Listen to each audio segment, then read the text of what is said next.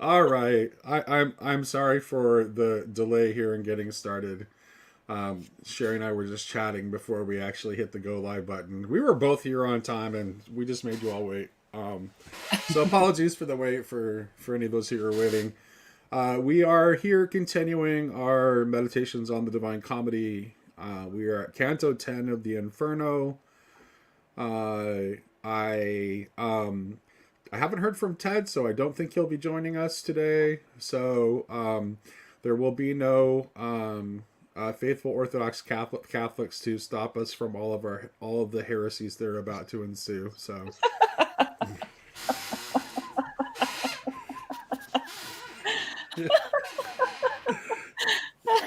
as we continue, Freedom! Freedom!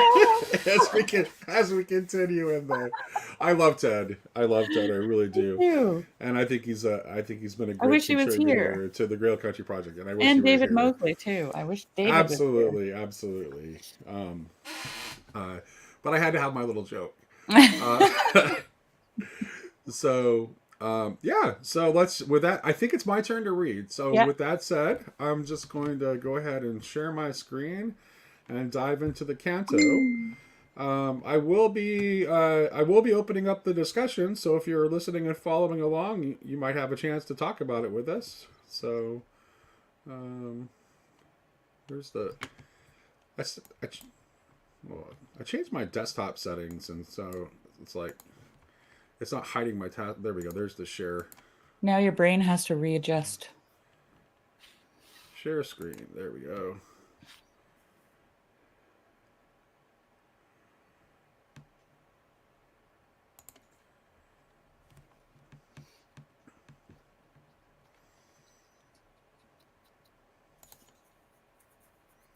There we go. Now it's got the right one selected. Okie dokie. So everyone should be able to see that now. Here we are. Canto 10 of Inferno. We go by a secret path along the rim of the dark city between the wall and the torments. My master leads me and I follow him. Supreme virtue who through this impious land wheel me and at will down these dark gyres. I said, speak to me, for I wish to understand. Tell me, master, is it permitted to see these souls within these tombs? The lids are raised and no one stands on guard. And he to me, all souls shall be sealed forever on the day these souls return here from Jehoshaphat, with the bodies that have given once to clay. In this dark corner of the morgue of wrath lie Epicurus and his followers, who make the soul share in the body's death. And here you shall be granted presently, not only your spoken wish, but that other as well, which you had thought perhaps to hide from me. And I, except to speak my thoughts in few and modest words, as I learned from your example, dear guide, I do not hide my heart from you. O Tuscan, who living through this, who living, who, O Tuscan, who go living through this place, speaking so decorously, may it please you pause a moment on your way, for by grace of that high speech in which I hear your birth, I know you for a son of that noble city, which perhaps I vexed too much in my time on earth. These words broke without warning from inside one of the burning arcs. Caught by surprise, I turned in fear and drew close to my guide. And he, turn around. What are you doing? Look there. It is Faranata rising from the flames. From the waist up, his shade will be made clear. My eyes were fixed on him already. Erect, he rose above the flame, great chest, great brow. He seemed to hold all hell in disrespect. My guide's prompt hands urged me among the dim and smoking sepulchres to that great figure, and he said to me, mind how you speak to him. And when I stood alone at the foot of the tomb, the great soul stared almost contemptuously before he asked, of what line do you come? Because I wished to obey, I did not hide anything from him. Whereupon, as he listened, he raised his brows a little, then replied, bitter enemies they to me, to my fathers and to my party, so that twice I sent them scattering from high Italy. If they were scattered, still from every part, they formed again and returned both times, I answered. But yours have not yet wholly learned that art. At this, another shade rose gradually, visible to the chin. It had raised itself, I think, upon its knees, and it looked around as if it expected to find that black air that blew about me, to find through that black air that blew about me another traveler. And weeping when it found no other there, it turned back. And if, it cried, you travel through this dungeon by the blind power of your genius, where is my son? Why is he not with you? And I to him, not by myself am I borne this terrible way. I am led by him who waits there, and whom perhaps your Guido held in scorn. For by his words and manner of his torment, I knew his name already, and could therefore answer both what he asked and what he meant. Instantly he rose to his full height. He held? What is it you say? Is he dead then? Do his eyes no longer fill with that sweet light? And when he saw that I delayed a bit in answering his question, he fell backwards into the flame and rose no more from it. But that majestic spirit, whose call I had first paused there, did not change expression, nor so much as turn his face to watch him fall. And if, going on from his last words, he said, men of my line have yet to learn the art that burns me deeper than this flaming bed, but the face of her who reigns in hell shall not be 50 times rekindled in its course before you learn what griefs attend that art. And as you hope to find the world again, tell me, why is that populace so savage in the edicts they pronounce against my strain? And I to him, the havoc and the carnage that died the Arbia read at Monteperti have caused these angry cries in your assemblage.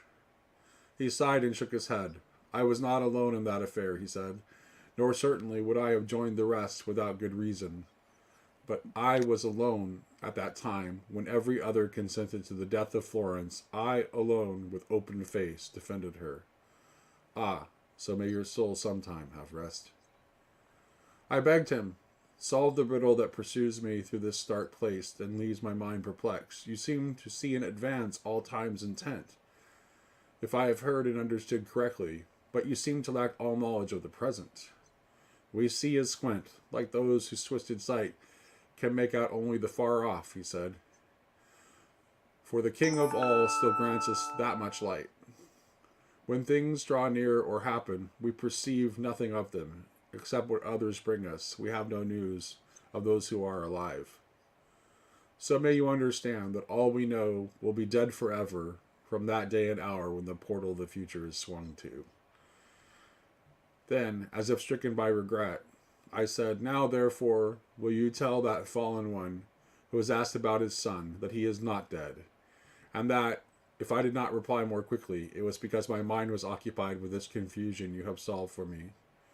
And now my God was calling me. In haste, therefore, I begged that mighty shade to name the others who lay with him in that chest. And he, more than 1,000 cram this tomb. The second Frederick is here, and the Cardinal of the Ubaldini. Of the rest let us be dumb. And he disappeared without more said, and I turned back and made my way to the ancient poet, pondering the words of the dark prophecy. He moved along, and then, when we had started, he turned and said to me, what troubles you? Why do you look so vacant and downhearted? And I told him, and he replied, well, may you bear those words in mind. Then, pausing, raised a finger. Now pay attention to what I tell you here. When finally you stand before the ray of that sweet lady whose bright eyes see all, from her you will learn the turnings of your way. So saying, he bore left, turning his back on the flaming walls, and passing deeper yet into the city of pain, along a track that plunged down like a scar into a sink, which sickened us already with its stink. All right. Okay. Did you want to continue the tradition of sharing? Yes, you're already on it. All right, I'm Sharon. on it. Hope rekindled.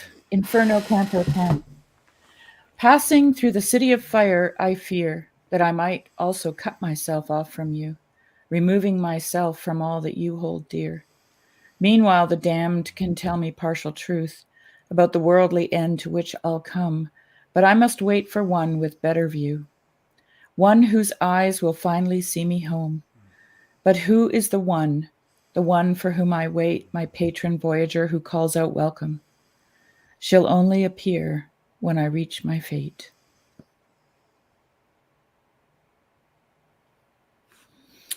All right. Well, I have a ton of questions because Go it was for it. always hard for me to follow the dialogue, like who's actually speaking. I don't know why. So you have like essentially there are four characters in the canto, right? So Mhm.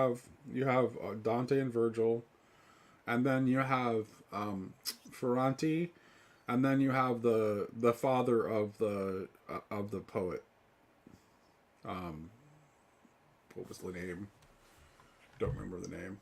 The father of the poet. Yeah, he's the father of a essentially of like a rival poet. Like he presumes that Dante has arrived here by the power of his own genius, which is why he expects to see his son, who is also a poet, with him. Oh, I see. Um, but Dante explains that it's not by his own power. Is it Guido? It's not by the power of his genius. Yeah, Guido. Yeah, right. Yeah, Okay. yeah, yeah. So you got Guido, Ferranti, Dante, and Virgil. Right. Yeah, And Ferrante, what do you know anything about him? he's like a rival faction leader in In the Florence. political struggles of Florence. Yeah, but one who Dante seems to respect because It seems that way. he seems to like even though he's a leader of a rival faction, he stood for Florence. You're right. He seems to like there's obviously like he sees some nobility in this person, even though he's like has some villainous traits in his rival. There's still like some he hopes for that's why he hopes for some rest for his soul, right? Hmm. So So this canto is called "The Heretics," well, and yeah. Well, actually, so was the previous one. So it's like we've oh, we're been in still the there. yeah. In fact, these are the same. These same Yeah, sepulchers are described in the previous two. exactly. Yeah, that's what I thought. So Okay, okay. yeah, yeah. Please excuse my ignorance. No, it's fine. It's like it's actually a change. So it's actually a change in in the structure, right? So in the earlier cantos, it's like every canto was a separate plane of Right. hell. But Yeah. now he's extending it out so that now in this plane of the heretics here, it's stretching across multiple cantos. Right. Okay. So yeah, so it's actually a change on the structure of the poem that's occurring at this point. Right. Um, so yeah.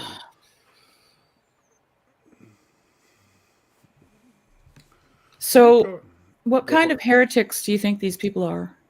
Because they're not necessarily heretics Well, on the same foundation.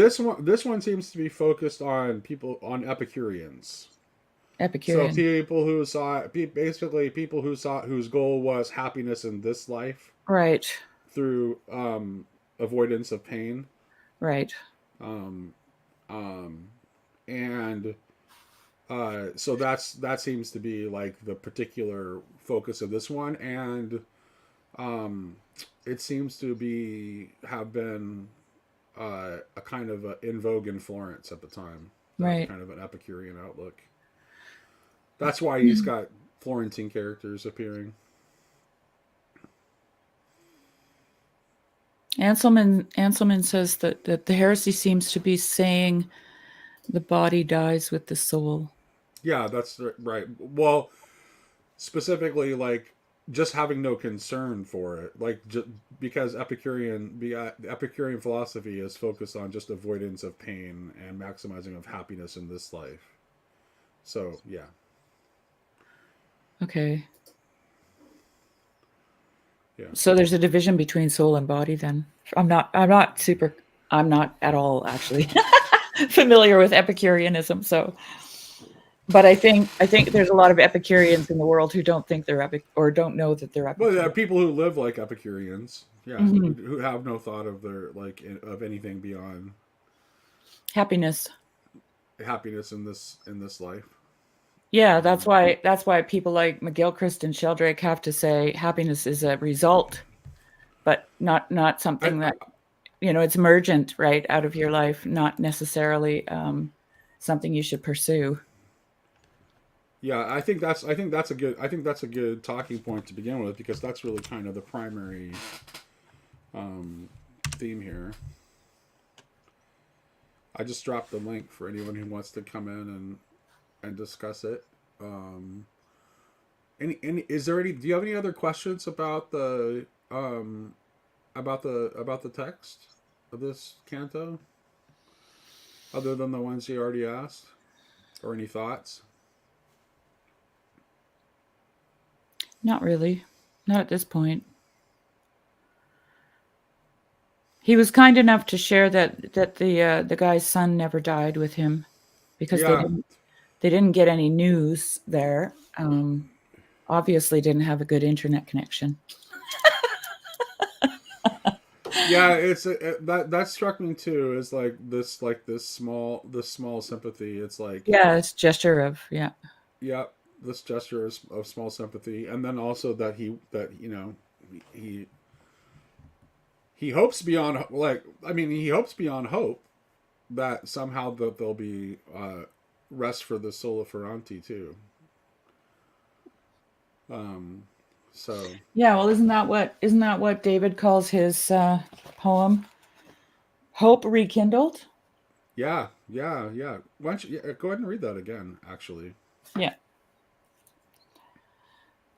Passing through the city of fire, I fear that I might also cut myself off from you, removing myself from all that you hold dear. Meanwhile, the damned can tell me partial truth about the worldly end to which I'll come, but I must wait for one with better view, one whose eyes will finally see me home. But who is the one for whom I wait, my patron voyager who calls out welcome? She'll only appear when I reach my fate.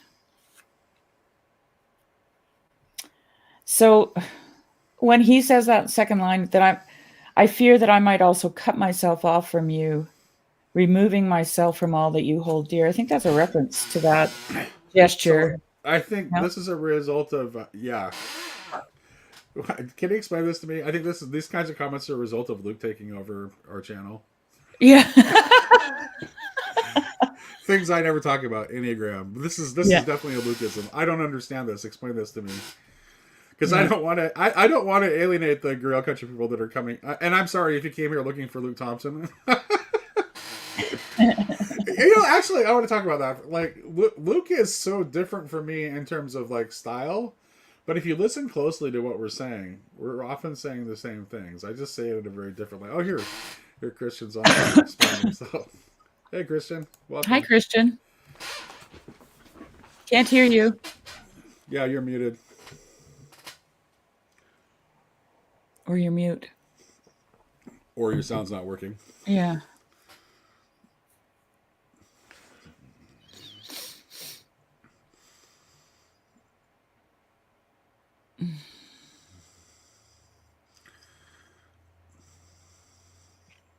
While Christian's working on his sound, Mm-hmm. so I want to say it's like I just it's interesting to see like a totally new set of people Yeah, I interacting wanted to say with the welcome, channel. Matthew, Yeah, welcome, Christian, welcome, yeah, Stephen Sainted View, yeah, people that I haven't seen in here before for this. yeah. Um, And welcome Anselman. of course, We love you. Anselman's always peeking in every Yeah, now he and then. is. I just want to acknowledge him. And he's also a poet, so I I'm know assuming that that's he loves Dante and is way more familiar with it than me. he's a pretty good poet too. Oh, thank you, Matthew. Thank you. Oh, Can yeah, you hear Sherry's me now? conversation with Martin Shaw is amazing. Hey, Christian. You Looks like Pretty we got good. can hear you. Okay. Yeah. Yeah, Enneagram 7. The Enneagram thing is it's pop culture, but it's, kind of Myers-Briggs personality grid type thing. And Mm-hmm. when you're talking about epicureanism, it's a kind of hedonistic, but the thing about the Enneagram, at least there's 9 of them. 7 is that personality type that the unhealthy version doesn't ever want to deal with pain, so they seek pleasure continuously to cope with not having to face pain. And sound is garbled. Yeah, you got a little bit of a. It's a. There's yeah. It sounds like you're in hell. Okay. So I'll try one more time. just technical point about Epicureanism. It's not this like it's not hedonism, because Epicureans have a equal. Oh, I got an echo.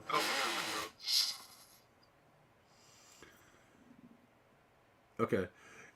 So yeah, so Epicureans have a equal emphasis on avoidance of pain. Actually, the greater emphasis is on avoidance of pain more than seeking pleasure, like it would be for a hedonist. So there's a difference there. But it's definitely a it's a very this life kind of oriented philosophy. So Would it be comparable to Sam Harris's idea of human flourishing? Because that's the yeah, feeling. actually, yes. Actually, Sam Harris's idea of human flourishing Is Epicureanism? is a very Epicurean. Yeah. Yeah. It's like there's no It scares the hell out of me, if I'm honest. Right. Yeah, because it all depends on what you mean by human flourishing, and you know, like I just think if Sam was to have his way, he'd have to be a dictator or some kind of tyrannical force in the world.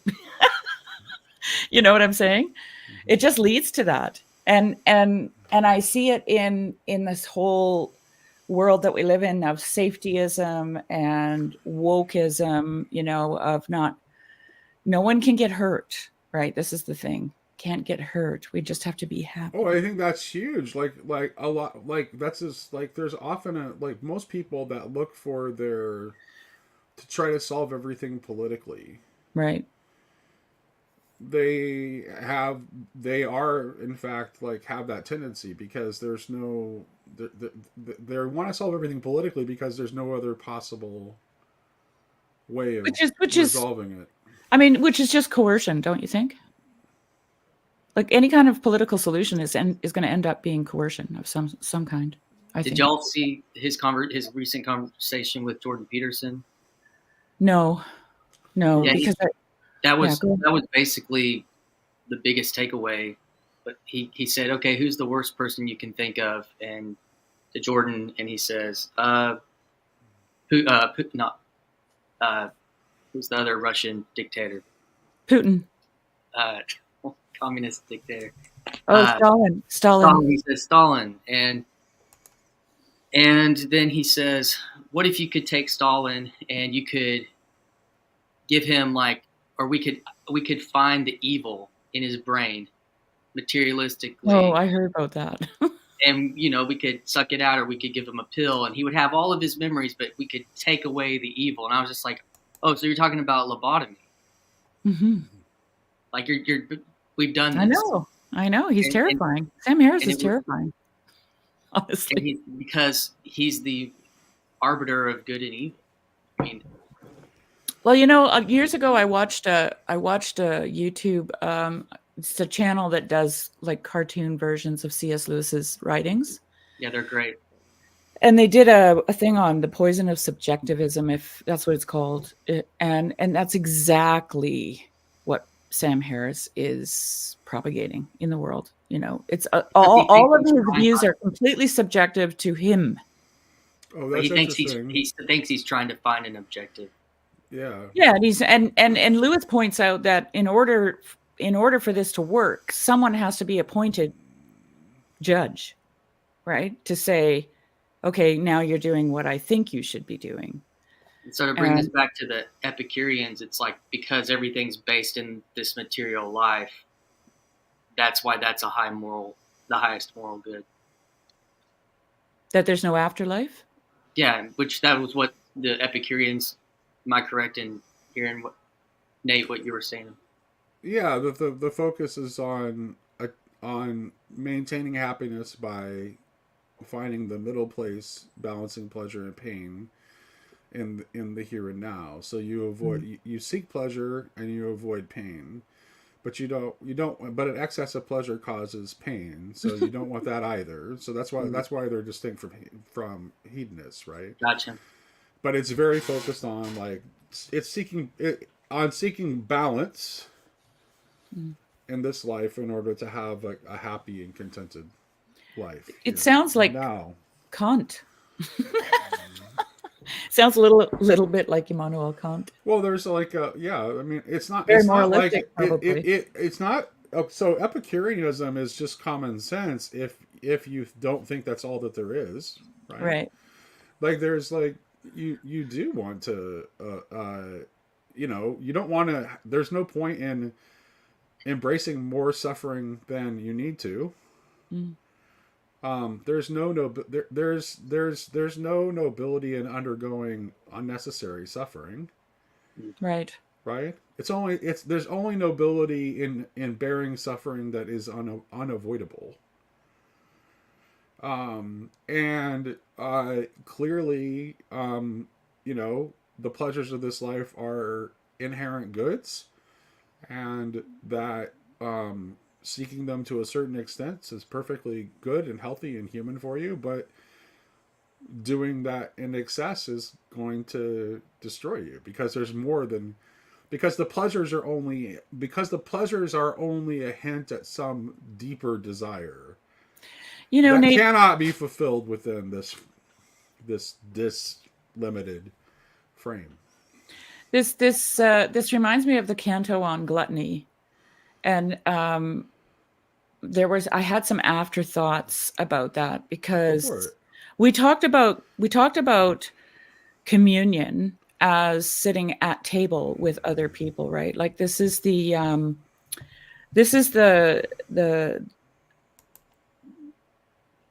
let's say the evolutionary phenomena that human beings are one of the only animals, I hate all this language, but that share food, right? And sharing food is a form of communion and community. And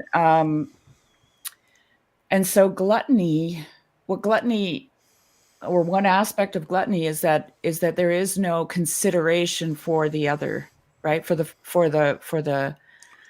And this, if you look at it through an evolutionary lens, it's about the continuation of the species, right? So if you share your food with everybody, then everybody gets to live.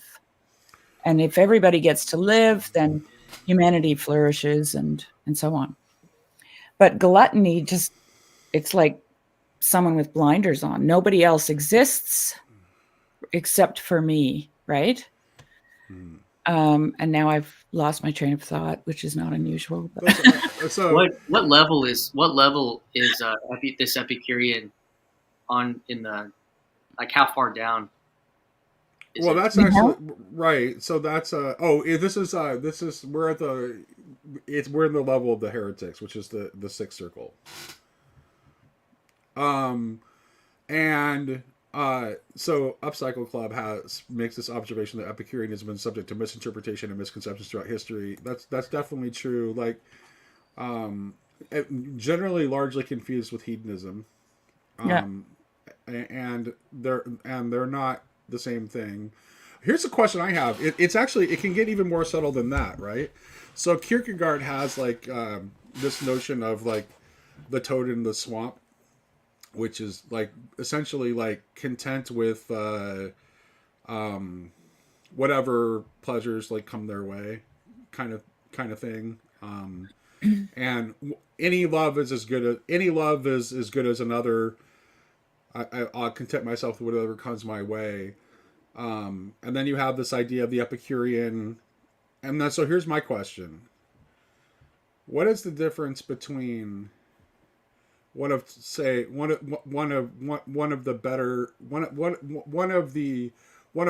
hobbits and the Toad in the Swamp and the Epicurean? Because I don't think that Tolkien means us to look down at Bilbo or Sam or any of the other like virtuous hobbits who seem to take pleasure in the simple things in life.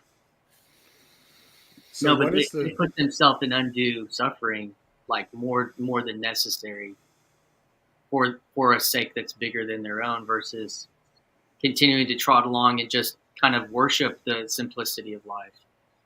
so right when they're called out of it, when they're called out of it and undergo trials for the sake of something larger. But they So don't they necessarily undertake it know willingly. what those trials are going to be. Like they don't know what they're getting themselves into, Well, and right? they're also sustained by the memory of their simple The Shire, pleasures the through Shire. that suffering.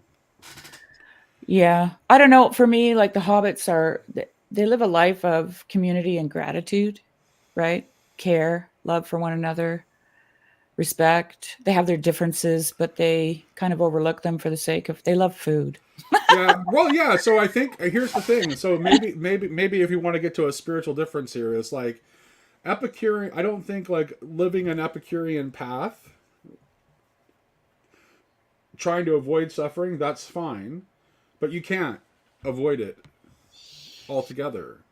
So, Yeah, so the question is like having it like if you have a solely Epicurean outlook, perhaps you don't know how to respond when the suffering inevitably finds you. So think about Samwise and the girl that he's in love with, and he's too nervous to get the courage to be uncomfortable enough to ask her, to be his girl.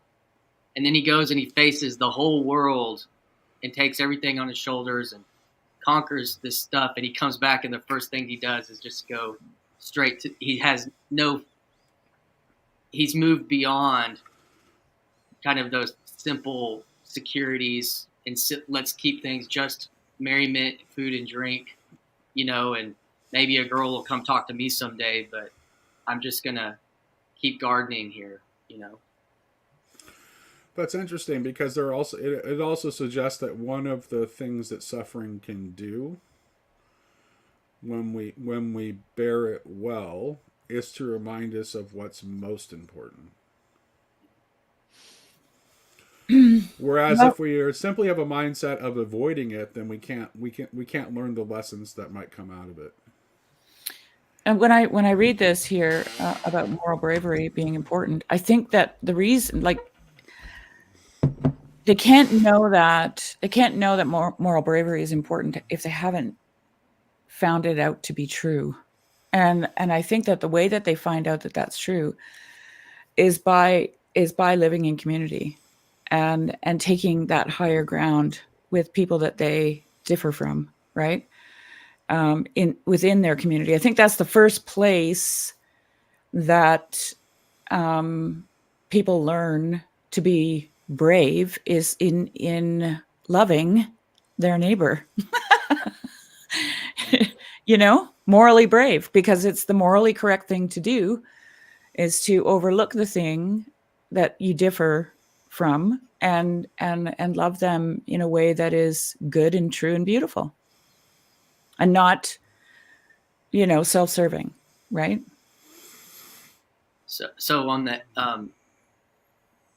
yes. I'm sorry, I wasn't going to respond to that. I was thinking about Dante. So if anyone wanted to say anything. No, go ahead. No, if you have something to say about Dante, that's what we're here to talk about. So Yeah. please, by all means, do. Like I'm familiar with the story. I've not gone down all the levels of hell to get through it. But hey, Christian, that's fine. I just want to say really quick about the way we're approaching this, like this series of readings, is that we actually want to treat each canto like on its own terms, as if approaching it with a fresh set of eyes. Okay. And then we can, like, as the conversation goes and builds, then we can reflect back. But so there's no prerequisite Dante. Okay. Yeah, and just so you know, my eyes are like completely fresh. I don't even read ahead. I've never read it before. I don't know anything about it. So I guess my question is the danger of this heresy because it seems so subtly not that bad? Right. Yeah, because it's like it kind of like it's something.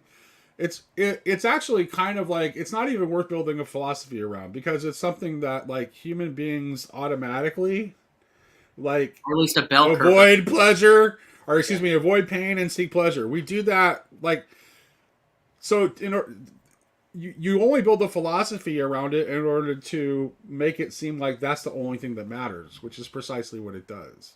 So it denies the fact that there's any more to our life than the which is why the Sam Harris example is perfect, because that is actually Sam Harris's worldview. Yeah. Is that all that matters is what he calls human flourishing, and he does mean by that's essentially something like minimizing Pain. and suffering, Mm-hmm. and maximizing happiness and pleasure. So let's see what we have here. Let's see. Tetrapharmakon. Believe that if Epicurus had lived 300 years later, he would have altered the first doctrine of this tetrapharmakos, possibly alleviating his soul error. Okay, like I would Fair love enough. to. That's fair enough. What's Tetrapharmakos? It's one of Epicurus's writings.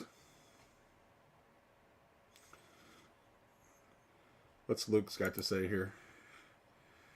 I can have the idolatry of being anti-hedonic, or as Mark and Manuel call it, Christianity as a death cult. Okay, Luke, you have to come in and explain this to me. I have no idea what you're talking about. Remember, I've been very work has kept me very busy lately. I'm very much like I have no idea what's going on with the conversation lately. Yeah.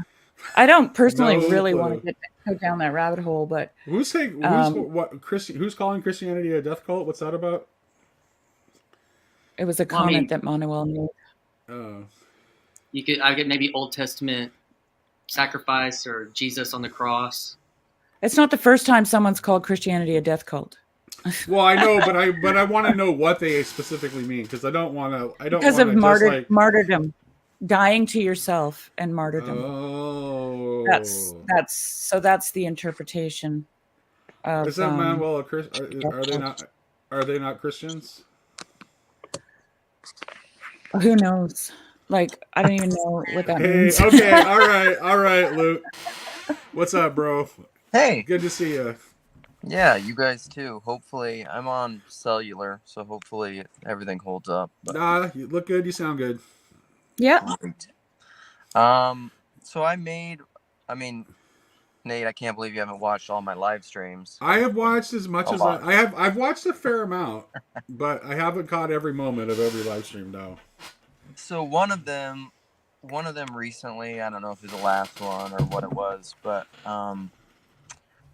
I was trying to give a little bit more perspective, at least from where I'm coming from, of why all this navel-gazing TLC stuff, who's the heretic, who are the snakes, who are the bad guys, all that. I was trying to give more perspective that from my understanding of a Christian perspective, you shouldn't be afraid of death.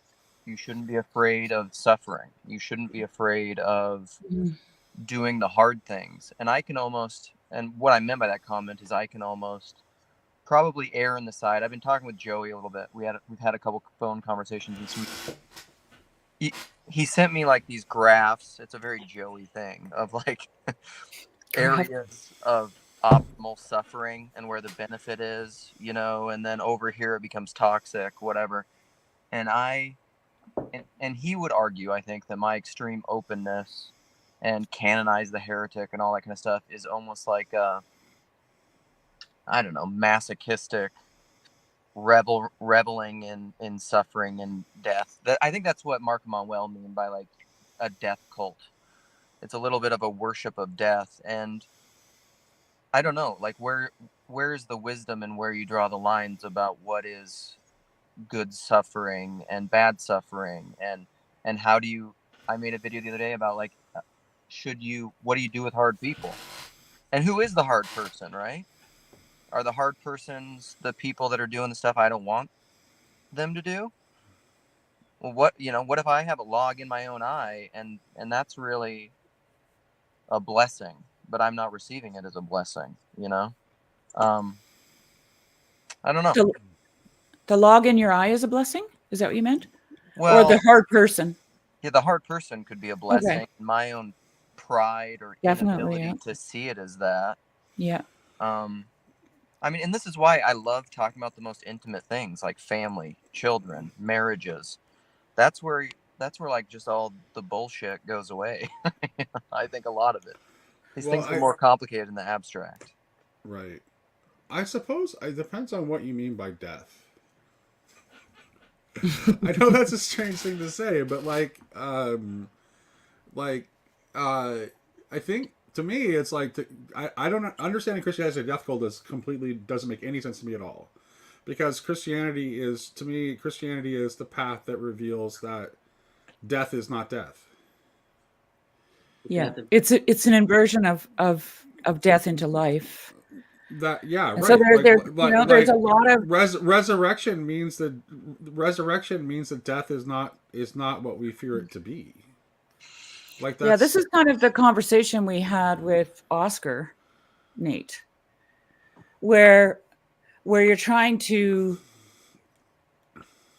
I mean, at least for me, I was trying to help Oscar see that when I'm talking about death, I'm talking about life, right? And in if you're doing the inversion, then when you're talking about life as in, well, I don't even know how to put it, but you can also be talking about death, right? So like Jesus says, if you save your life, you will lose it. And if you lose your life for my sake, you will save it, right?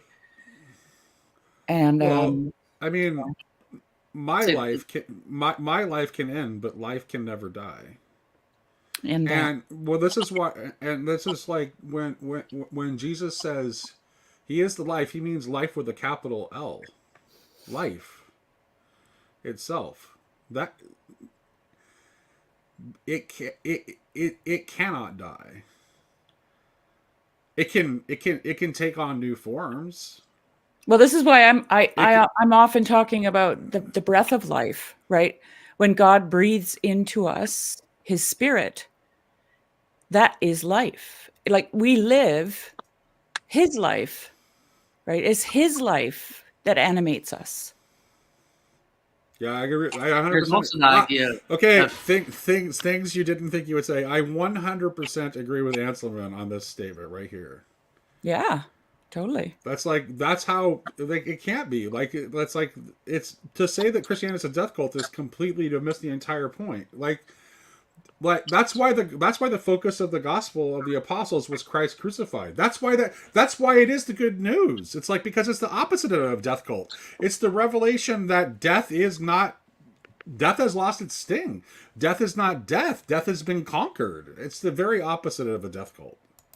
Yeah, I don't know if this is the angle. If it's the death of part of yourself, the death, what it to mortify the flesh or to smash idols in your life. Like you are killing things that the Epicurean might think are okay,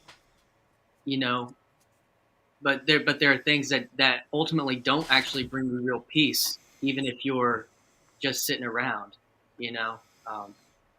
but that line is hard to demarcate in a materialistic world or in a non-supernatural world when you have things that may have spirits or things that may have more control of you than you think they do, and those things are we're called to crucify. So I want to go back, and this one is interesting to me from McBow here. Is there something about Epicureans' relationship with the future that means they aren't making proper sacrifice? And the reason that's interesting to me is because the other interesting thing in this canto, besides talking about like the Epicureans, is that Dante reveals that the damned can see the future, but they have no knowledge of what's going on in the present. So this idea of the relationship with the future, if you can only see the if you can only see the future, does that make you incapable of making the proper sacrifice in the present? Totally. So I think I that's mean, I I think think that, that's the I think that's what really McBo was asking here, and I think that's right. yeah, I mean, I think you're still powerless. I was just listening to Jonathan Demir had a little clip about Gabriel Marcel, and I'm a big Gabriel Marcel fan. Or it was someone talking about him, and they were talking about that even like who was Catherine, uh, whoever wrote the Bell. I can't think of this girl's name, but a lot of people base their ideas of attention. Her name's escaping me right now, but it stems from a lot of Gabriel Marcel's work, because attention and presencing, and what he was really trying to get at is this. It's like a be here now. The present is where the power is, because like if you can see the future, it doesn't matter if you can't orient yourself properly to the future now. Like, the now is always what's important. Well, this is why Jesus says, "Don't think about the future," right? And I think it was in your conversation, Nate. I'm trying to remember who that was with. Oh, it was with the Pentecostal pastor who's now a bishop, Chris Green. Oh, Chris Green. Chris Green, Yeah. where he was saying how Jesus never worried about what was coming, that that it wasn't present in his mind, Not and it's only because yeah, not only that, he tells us not to. right, because he was living in the moment, right? He was in the moment, and the reason I think that he lived that way was because you actually don't know the future, like that, and this is why social experiments don't work, right? Peterson makes this point that Well, something like 99% of social experiments don't go the way the researchers think they will, right? what Because we are combinatorially explosive, right? Wow. There's just too much stuff going on, and well you can't predict it. let me suggest this to you, Sherry. Like beyond that, like failure to attend properly in the moment actually will shape the future. Oh Yeah. yeah. So when we are looking too much toward the future, so for example, if let's say I'm deeply involved in working on a writing project or reading a book or whatever, and I have a small child, and my small child comes up to me and wants my attention, and I Mhm. fail to attend to my child in that moment because I'm focused on whatever large task it is that I'm working on, and my eyes are toward the future outcome of that. I have failed to my failure to attend to this small thing in the present moment actually will have a larger impact on the future than what I'm doing thinking I'm acting toward the future. Yeah, but it will have such an impact in such a way that you wouldn't be able to predict it. Yeah, Exactly. that was I was listening to Grizz's stream with a professor named Kale yesterday, Mhm. and he was talking about morality in the world, like the breakdown of morality, and he said, I'm a big believer that the biggest impact that you can have is not like a vote necessarily, but just what you like your sphere of influence in your life actually will have a bigger impact on the world, your world or the world. Whether that's your children or relationships or whatnot. Right. Yeah, that's it. Well, like we cannot see the complexity of how deeply we are connected. Like we really can't. Like we're so we have no idea what the rippling effects of all of our small actions is. I think was it I remember hearing I think it was Zevi Slavine was telling a story about like an important rabbi who like everyone was like always like waiting around to talk to you, and there was this like young man who kind of like found out like where he lived and went to meet him on his step, and then out of jealousy some yeshiva boys like wrote to him and complained about his behavior by basically being over clever and jumping the line and getting his time. when his time is so valuable and other people want to talk to him too. And the rabbi had this response to it, like the reason for his existence might have been to talk to that young man in that Mhm. moment. Like that might be the reason God put him on the earth. And so no one knows exactly, no one can know the complexity of God's plan for their life. So that's why we need to attend to the moment. Because we could be like, we never know what moment really matters if we're not attending to it. Right, and that attention, to avoid this scenario, right? Eat, drink, and be merry, for tomorrow we die, because that's another way of living in the moment. um, that attention has to be both horizontal and vertical, right? Love God and love your neighbor. So it's an orientation to God, firstly, and then from there to the neighbor, right? To the other. And yeah, so I just wanted to make that, because what we're talking about now about living in the moment or living in the present is, can be confused with that, right? It's not self-serving. That's what I'm saying. Mm-hmm.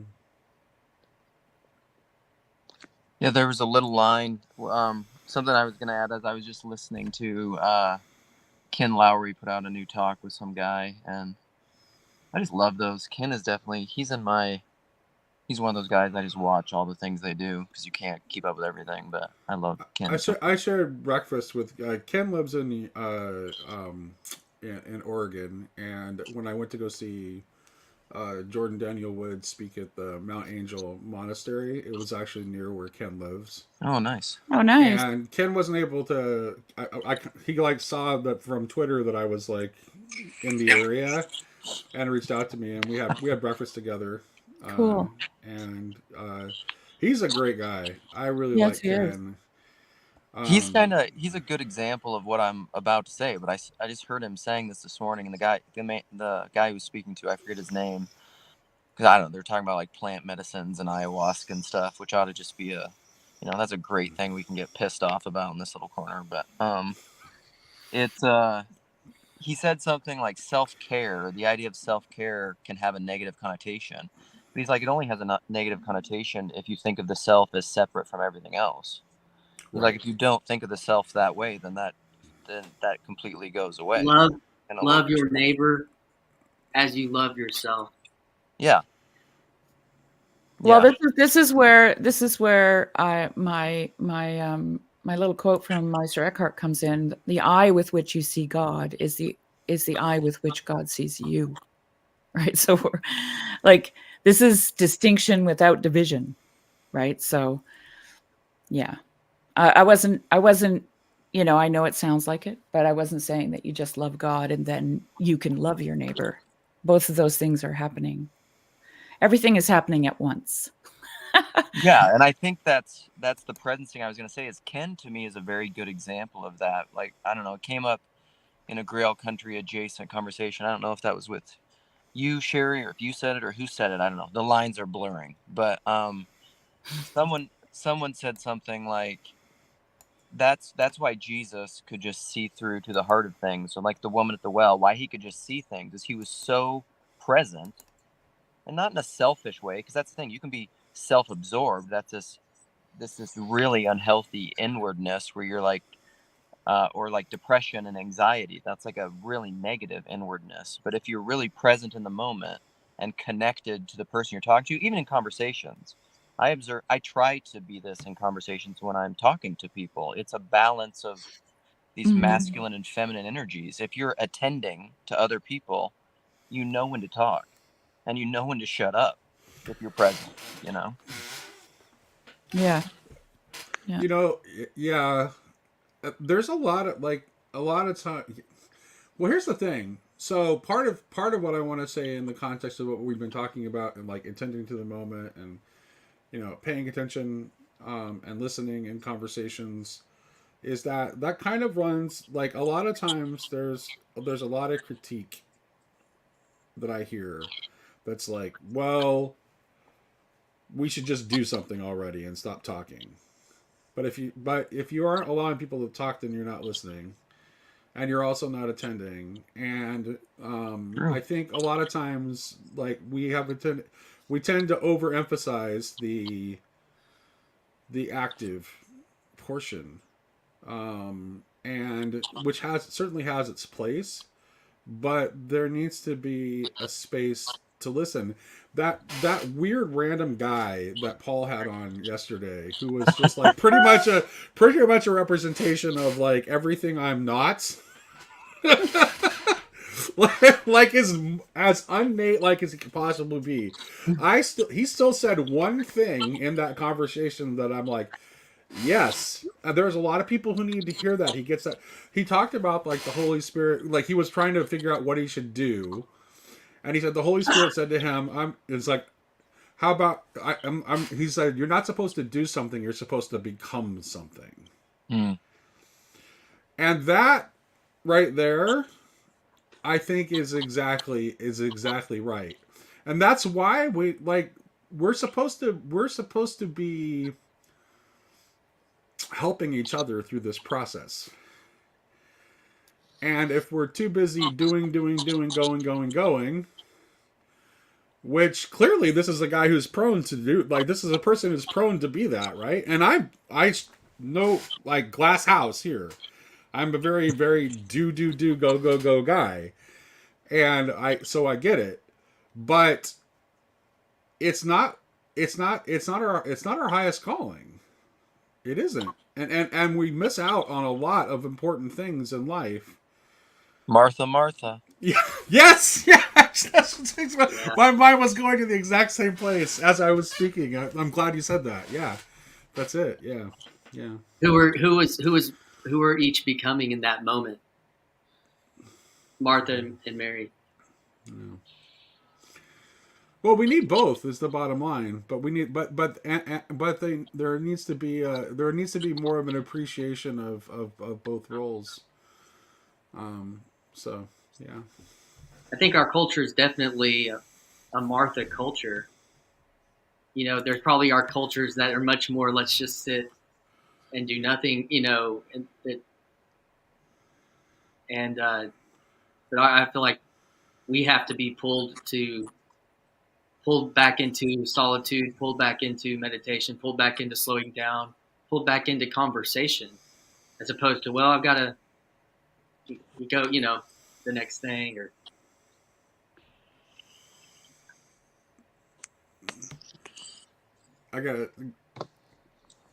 Grim. What other language would what if I'm an English speaker? What other language would I hear the Spirit in? To me, it's always just promptings. I don't know that I've ever heard a word. It wouldn't be very effective communication from the Holy Spirit to speak me in a language other than English, since I'm a native English speaker. Mine's more in like Sunday school felt board.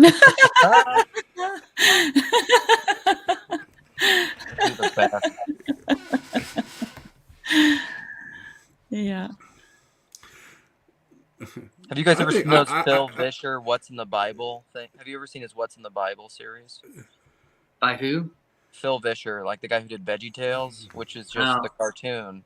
But then he has one that's called What's in the Bible. It's a series teaching about the Bible, but it's all felt. It's Grim. Yeah. Okay. But you still think in language and act in everything. It's just like, I'm not quite sure. You're trying to have it both ways. Like, you're trying to be like first of all, here, it's like, in the initial comment, I just hear everybody. You're casting shade by being a literalist, and then here you're taking it down to a non-literalist, and then in your next comment, you're taking it down to a non-literalist level. It's like which you want to have it both ways at the same time. I hear in a lot of the comments and some of the discussion, I just hear everybody saying, "Is it this or is it that? Is it this or is it that?" Yeah, you hear it, and I just want to say, "Stop!" Right. because it's this and that. Like when God said to Abraham, get up and go to the place that I will show you. He told him to go do something, right? And then he called St. Anthony into the desert. So, whatever God calls you to do, my advice is to do it. That's what you should do. And it's gonna seem crazy. Was it Isaiah that laid on his side for all those days? Nate, you must know that story. Oh yeah, I'm still. Grim, you need to get in here. Okay, so I'm trying to get your attention, Nate. That's I don't care about that part. That's it doesn't matter. That's This how is he what I meant. feels. That's That's my how he point. experiences it. That's not You're making a big deal out of something that doesn't matter. It's not the fact of how he claims he experiences the Holy Spirit speaking to him isn't important as the revelation that came. Whether he heard that, I don't know how he could experience that however he experienced it, and it doesn't matter to me. So we're focusing on the wrong thing. I know somebody who literally sits down and has a conversation with God every morning and then all throughout the day, and she could write down the dialogue, she remembers that distinctly. And then he said, and then I said, and then he said, and then I said. Now, this is not something she goes around telling people. God, it's not one of those things where God told me to tell you. That stuff really freaks me out. But this is her personal interaction, and it's always a conversation. It's always with words, lots and lots of words. Me, on the other hand, I don't have all. I do have words sometimes, but so I often don't. Everyone experiences the Holy Spirit. Situation where he feels like he's heard from God. Well, it doesn't matter whether he processes it that way or not. This Holy Spirit speaks to everyone, in my opinion. The Holy Spirit speaks to everyone. They just may choose to listen or not listen. Okay. And how they experience that, and how they talk about how they experience that it's going to vary radically based on differences in psychology, based on differences in personality, based on differences of culture, based on differences of language. So he spoke in the vernacular that I would expect him to speak in as a North American evangelical. Yep. And it's fine. Does that mean that what he said didn't come from the Holy Spirit? No, of course it doesn't. If you're gonna be sit there and be disingenuous and what, it's target demographics. If I say the Holy Spirit, I can say this to get in good with these people, and then they'll buy the other stuff I'm selling. I'm not approving of the guy in general. I'm not saying that. I just don't. He seemed disingenuous AF to me. Absolutely, I'm not disagreeing with that. But here's the thing: that was a good line. The Holy Spirit can speak through anyone at any time. Including even a bad messenger. Even disingenuous people. So yes. what I'm affirming is that is a message from the Spirit. And or I'm not The endorsing. might say in $25,000 pyramid language, that fits. That's in line with something that would come from the Spirit. But I don't think it was that calculated. I think he may have been delivered that message, and I think there are people that needed to hear that message, even if he wasn't necessarily the messenger I would have picked. Yeah, I didn't hear that. It's a good message, but so I'm curious. I was honest curiosity if it actually speaks to anybody else in words, because there is that Jesus line apparently that.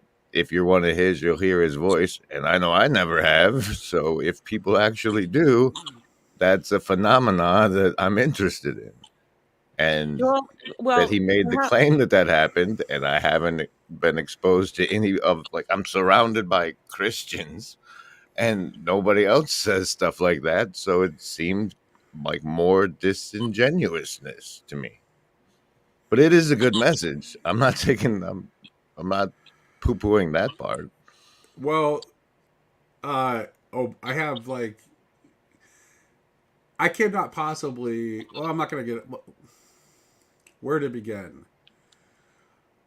Um, I Here, while you think about that, I want to say one thing, and then I'll probably pop off.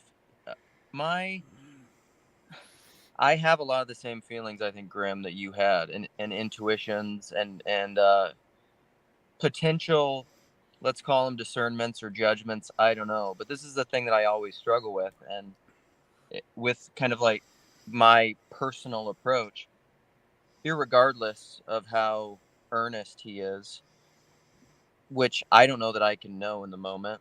You know, I tend to be an empath and intuitive, so I think I have accurate assessments about that, but I always question myself because he's a person. He's also a person, and I'm called to love him as a person, irregardless of his intentions. And I'm very leery of the kind of Tayo picked up on this, and I think it's very true. There was I will say this, and it's somewhat harsh. There was a gross reaction to him. And that I didn't like as a body. In the comments, Luke? Yeah, I mean, Luke, I actually, I actually, like, so not my cup of tea as a person, that guy. But, Sure. like, I would talk to him. Like, I don't think, that doesn't, just because, like, you know, here's the thing. Let me ask you this, Grim. Okay, so, I have, for a lot of my life, I have dreamed songs. Okay? Am I hearing those? Yeah. Yeah. The same way I hear my internal narrator. Would someone else who was in the room while I was sleeping and dreaming songs be able to hear them? No. Well, if they were lucky and special, sure, but no. Generally not. So, like, there are things that we experience as sound that are not necessarily going to be picked up by a microphone. So when someone says, God spoke to me in a voice that I could hear, that doesn't mean that it could be picked up on a microphone. I'm not suggesting any material nonsense like that, sir. Okay. So what is it that you are suggesting? I think there's a healthy dose of skepticism when somebody says, God told me. That's exactly that should be a real thing. I think that people go around saying that all the time, and they get mega jets or bought for them because God 100%. Told them to tell thousands of people that they needed it. Yeah, and this gets back to like Vervaeke's idea of bullshit.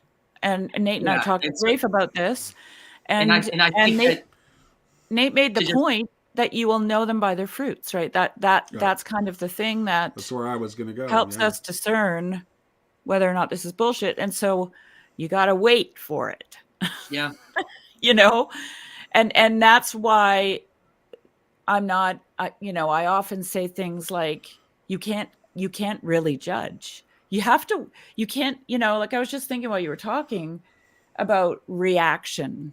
Right? People have reactions, or they make reaction videos, or they respond to something that just came out and then they react to it, or they get on Twitter, which is all it is a reactionary arena, right? And the thing with reaction is it is fight or flight. Like those are our reactions. Those are our base reactions, are to fight or to bugger off, right? So we need to practice a lot more patience, in my opinion. I personally was way more invested than anybody else in the situation. Right, because the guy got onto the channel by using your... He came on Grail Country and said I wasn't going to talk to this guy, but he name dropped Grimgriz, so I decided to let him. And he put that in the description as well. So like,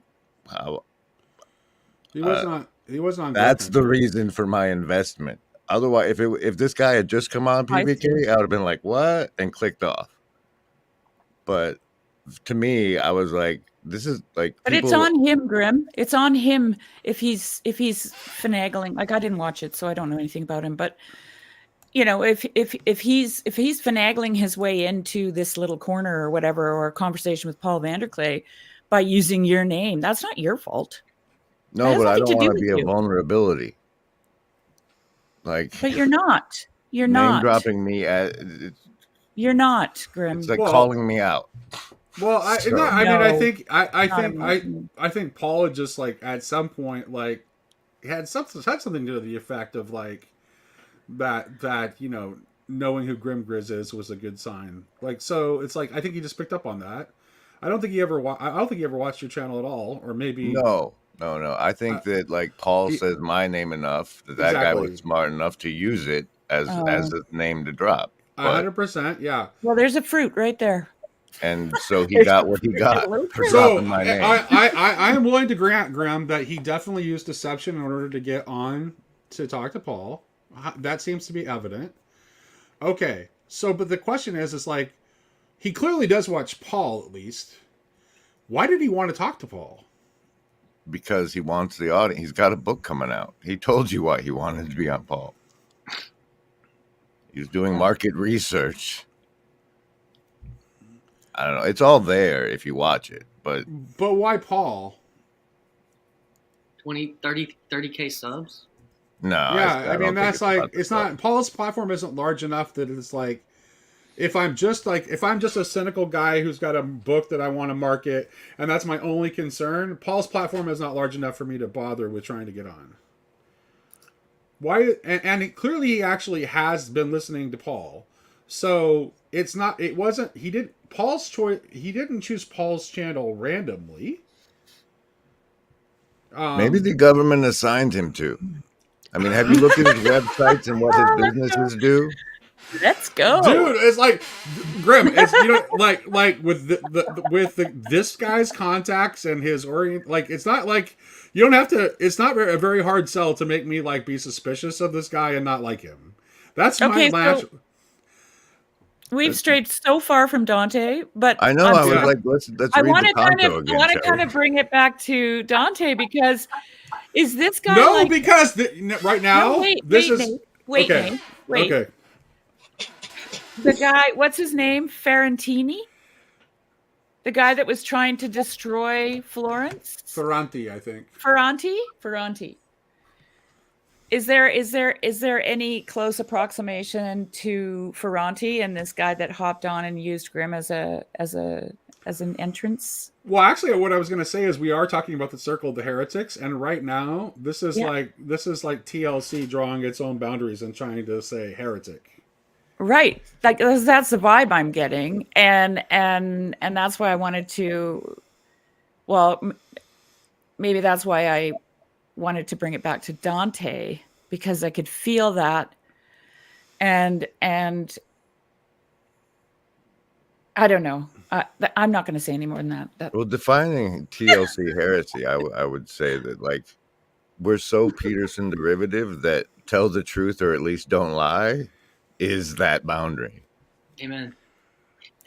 Yeah, no, I don't think so, Grim. I'm going to disagree with you. I'm going to disagree with you there because we lie for all kinds of reasons. This was one of the points that Rafe made in our conversation. Sometimes we lie to protect our own selves, and that's a good thing. Like Rafe pointed out, if you don't do that, you can go insane, right? If you don't. There's a very vulnerable part. There's a very vulnerable part of yourself that will bullshit yourself just to keep it safe. And I think that God is merciful to that because that's a very wounded little child in there, right? That's trying to stay alive. So I don't like this kind of conversation. where we decide who's in and who's out and who's dangerous and who's not dangerous. This really bothers me. I'm just going to say it flat out because now we're back to Sam Harris's poison of subjectivity. Who's going to be the arbiter of all that? Who knows enough? Our God-given discernment, but I'm But not you don't saying even who's hear in from and who's God, out. Grim. I You want don't to have. say this. You just said I you wanna don't say hear this. from God. You I don't wanna hear say his this. voice. I think It's not a I think voice. Oh, I think okay. it's valid that Grimm feels like I don't know if vulnerable is the right word, that somebody feels like co-opted his grimness to get access to Paul. Like I didn't that co-opt dark. it, but it's like There's- Paul's vulnerable. It's Paul's vulnerability to somebody. It makes you feel maybe your care for that person Yeah, of Paul. And right. So I you're mean, that. because like I made a video last week saying I watched Grim Grizz too. So you could I mean, say that to me as well. But you have to judge but like why. Paul had his own discernment, and apparently he wrote a whole email about why the guy wasn't going to be on the show, and then ignored that discernment because he name dropped me, and that's like, all right, that's a vulnerability. We can't have Yeah, that happen. I'm But saying that sometimes even if he is just a shill, and even if he got on there just to pitch his book, I'm telling you that him, like that one little piece of what he said, was the message that needed to be heard by a large contingent of people in this little corner right now, because there's always, because like we're at one of those, we go through these phases where, and we're in one of those phases where there's a lot of people that are like, are we going to do something already? Are we going to do something already? Let's do something. Act. And needed to hear that, to be reminded I that don't it's, disagree. And I'd further say that, like, it's good that everybody that was in that chat acting the way they acted has an opportunity to reflect on their own behavior. yeah.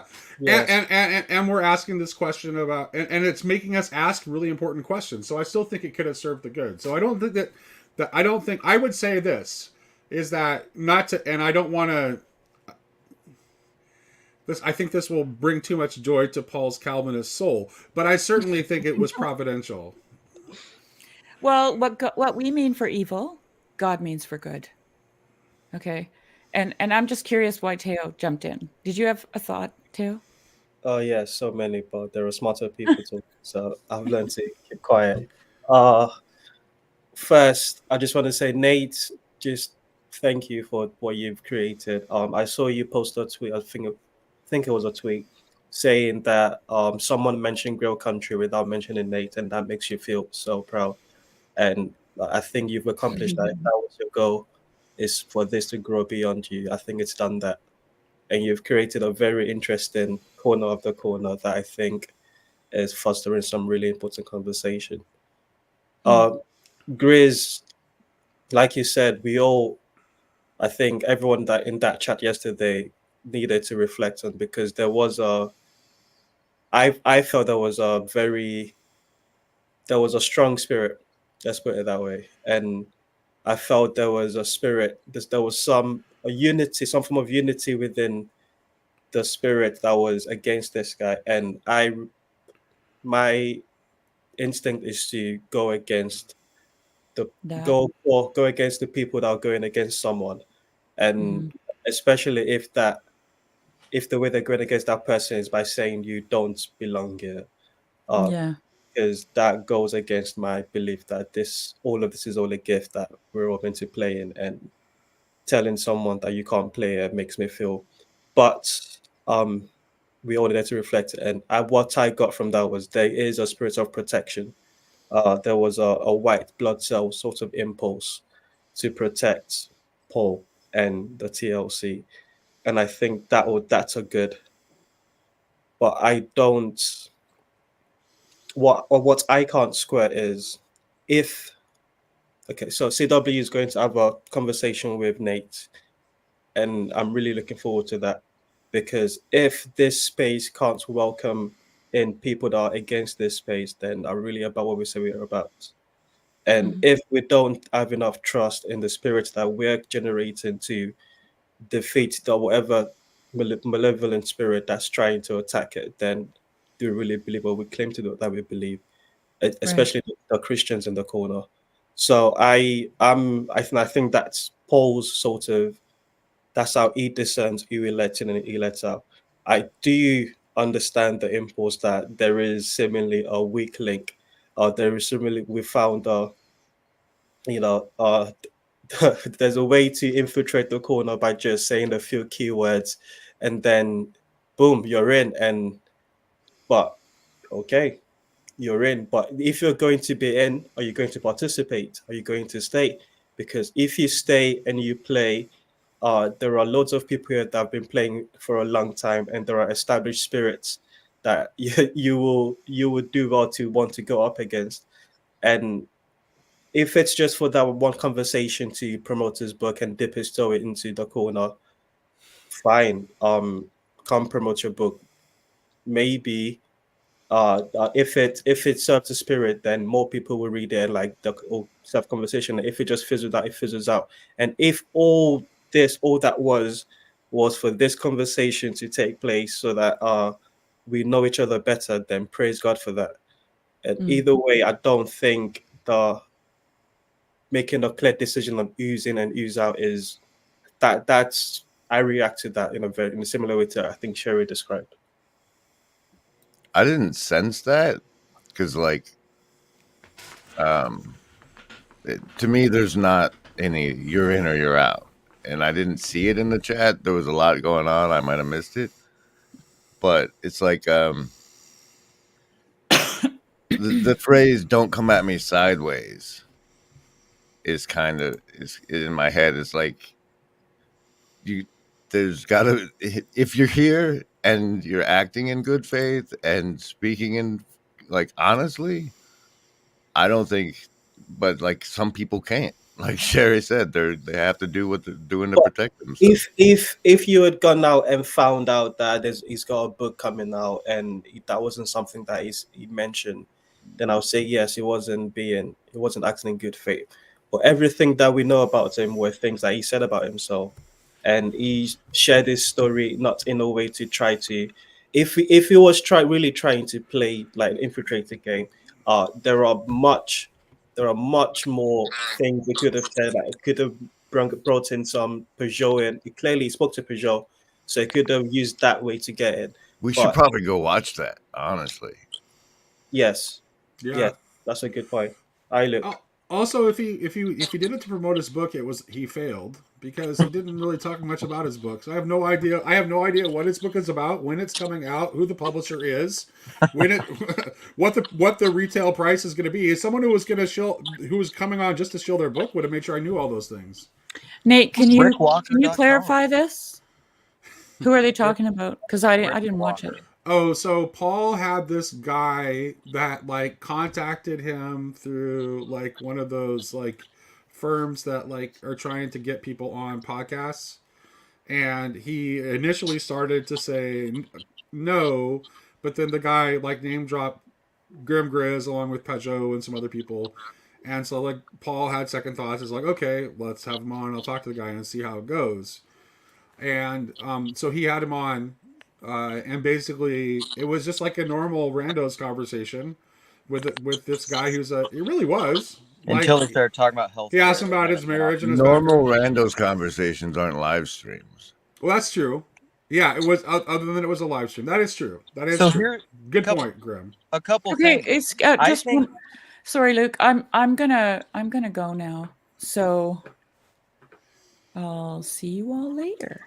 See you later, Sherry. Bye-bye. Bye. So here again, I trust Paul. I don't think Paul's a dummy. I think Paul has discernment. I watched his conversation with Van Donk about it. I think the way he was thinking about it was good. I actually think maybe Paul was testing his community and us just as much as he was testing out his conversation with Rick Walker. I think so. And I'd say more so. you would say more so? Well, maybe. And I think I get your point, Grim, of like him coming at you sideways, but this is my greater point of what do you do? What is your response when people don't do what you want them to do? And I hope that this community is essentially ungameable. It's like Mammon has no power here, essentially. That's what I would hope this community would be, because it's fundamentally relational. That's a question I increasingly have. Like, if you're in this community and all of a sudden you blow up, your channel gets big, you become really popular, would you leave everybody behind and just like move on to the big thing? Well, then that's what you really wanted. You just want power, success, influence. You want to play all the games of the world. I have zero interest in that bullshit. I hope, I honestly, I really don't. Like, if that happened, I'd probably just stop making any content and I would go like rogue and start living in a tent and only talk to people that can see me physically. I don't like any of that stuff. And I think, we'll see what happens with that stuff. Like, is this community just going to implode? I don't know. We'll see. The question becomes, how do we deal with the disingenuous? Unless, like, your discernment doesn't say he was disingenuous. Before we get to that question, we need to figure out how we discern the disingenuous before we talk about how we deal with them. That's always my trouble, is like, I think we can be wrong in those judgments. I mean, to a certain degree, all of us are disingenuous and all of us are manipulative, right? That's what I was just about to say. Don't we all have this? The question is like, can we, like, so let's see that there's a certain measure of disingenuous and manipulation in the guy, sure, but is that all that's there? And to me, it didn't look to me, to my discernment, it's like, oh, that's not all that's there. Should he have been immediate? Now, here's the question: should he have been able to like immediately go on live stream with Paul? No, I would say what would have been better is like, oh, okay, Grimgriz, like, why don't you go talk to Grimgriz first? Then we'll see about talking to me. Yeah, I don't think he would have had interest in that, and Paul obviously didn't go that way. I mean, yeah, I don't. This is like there's been conversations around this corner that are like, there's snakes. There's snakes. What do we do with snakes? Who's been saying that a lot? Who gets to decide who's a snake? That's the people that get bitten. This is all the power game. This is all power game nonsense stuff. I don't. Grim said something pretty good there, actually. I think that's what you want to elaborate on that, Grim. Like when Luke asked who gets to determine who's a snake, you said the people who get bitten. Right. I saw Marylander in the chat. He's been bitten by people in the corner before. So, but how did this not turn into like a cult of the victim? What? Who's been bitten? The victims, right? Well, okay. Yeah. But doesn't make it like having sympathy for victims doesn't automatically lead to a cult of the victims. No, but if the victims are the ones who decide who the snakes are, then the victims have the power. So it's just reverse power game. Yes. Well, this no. Is the mofo postmodernism. Thank you for biting me. Now I have the power. It doesn't necessarily work that way. I think we're making like it doesn't have to go that route. Like it depends on the behavior of the person who was bitten, right? The person who was bitten, if they want to make it all about the fact that they were bitten, and then they're all like, "Get this person, they bit me," and that becomes all that it's about. That's fine, but that's different than like, acknowledging the fact that someone says, "Hey, this person bit me." You might want to take that into consideration. In this context, like when we get to hypothetical, we can get away from it. So in this context, from what I understand, the biting would be using Grimgriz's name to get a live conversation with PBK. That's not a bite. That's not a bite. That's what I think. I agree. Here's what I would say about you try to from Luke's perspective, you try to approach everybody. You try to approach everybody in good faith. Like that's your starting point. You try to approach everybody in good faith. And then, so say somebody gets hurt. That one person is just one person. We can all hurt each other. So, okay. The only way you can truly see like that type of malevolence or narcissism is through a pattern of behavior over time. And so that you can't protect yourself. You can't protect the world from that. I've been bitten by that multiple times in my life, and you can start seeing it sooner, and you can be aware of it. You might even tell your friends, but if there's a fine line between that and then like just character assassination, really the only thing that can truly see the picture is over time, and you can do your best, but that's the next level of Dante is the narcissistic abuser. So I want to just quickly like rationalize, like, yeah, this started off as the Dante live stream. We're obviously clearly away from that, but since Dante is ultimately about the soul's journey, and that's what we're helping each other through as we do these live streams together, we're talking about Dante, even if we're not talking about Dante. So with that said, please continue the conversation however you choose. Grim Grizz, what's the bite? If we're to discern this man as a snake, what's the bite?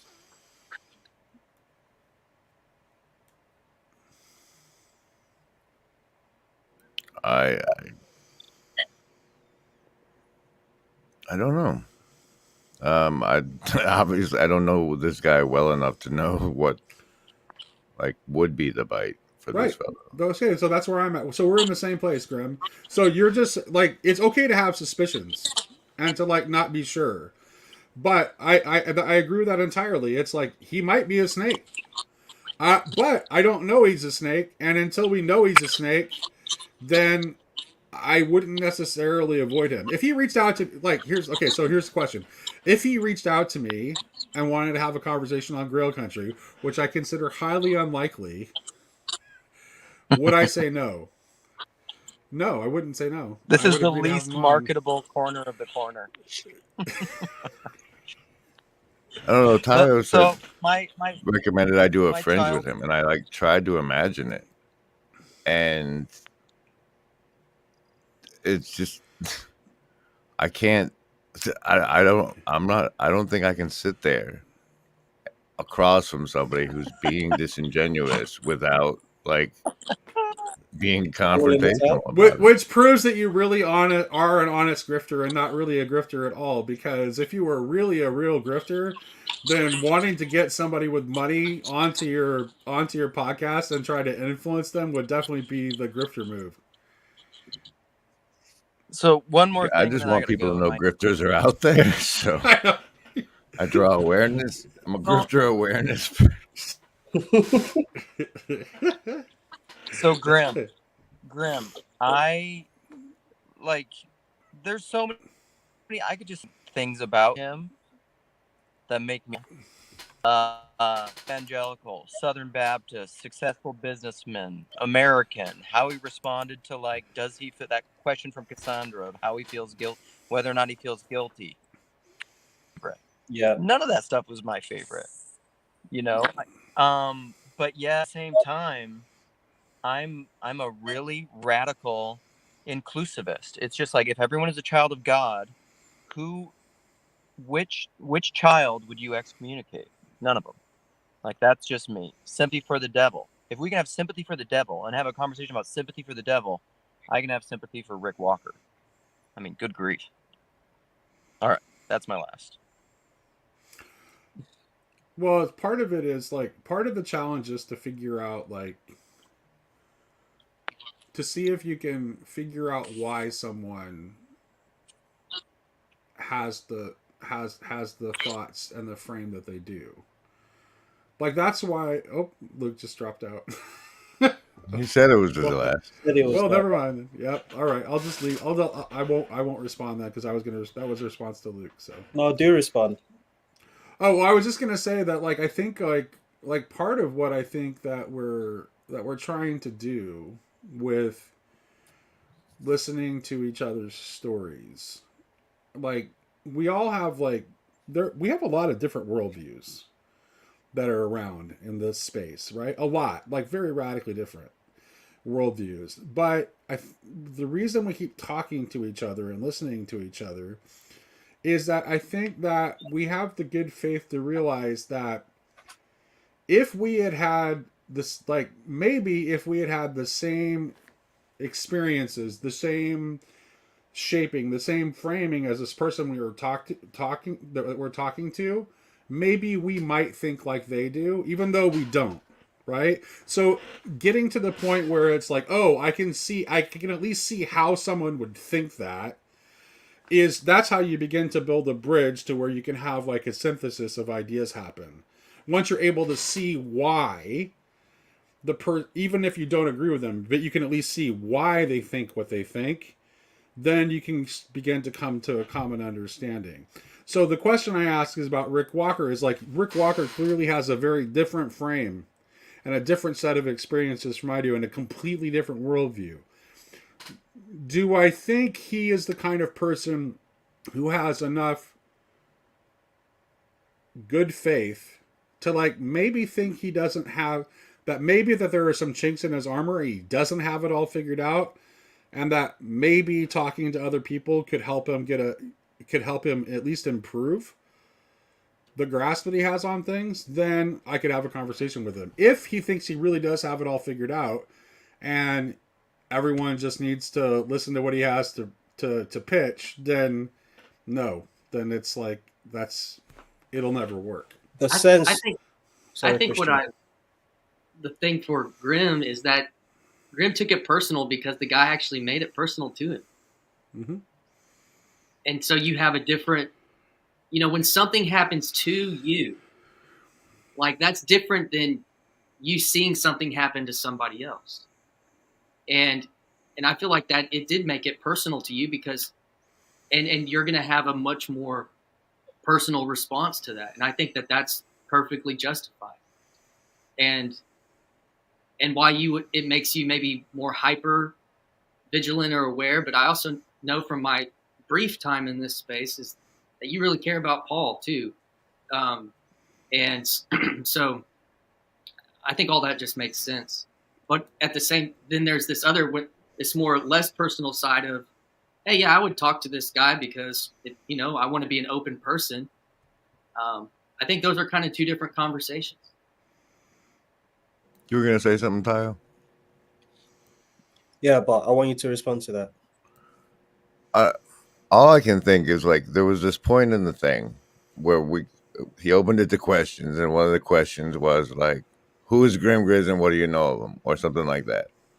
And it's true. Like I had followed him on Twitter because he had capital in his bio. But if he had just said like, I don't really know the guy, I just know you say his name a lot, Paul, then that would have been that would have changed, then that was the indicator to me whether or not it was a good faith thing.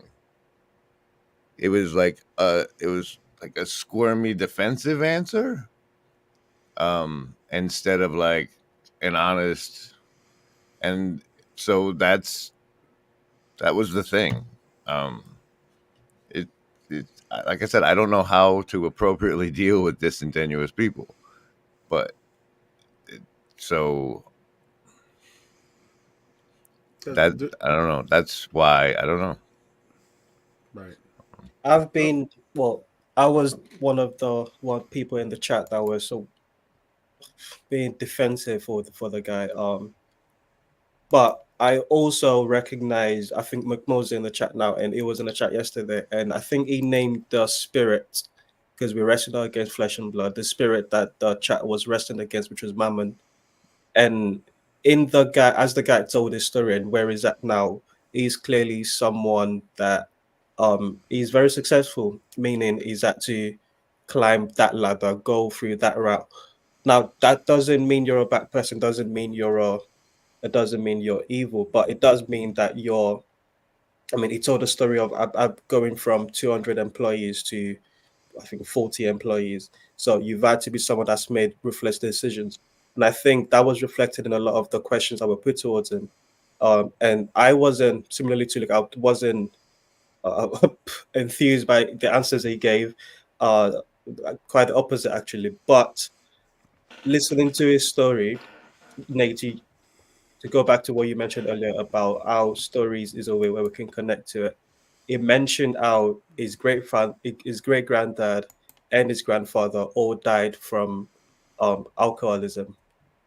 His dad found the Nazarene church, and thank God through that he broke the chain of fathers dying from alcoholism.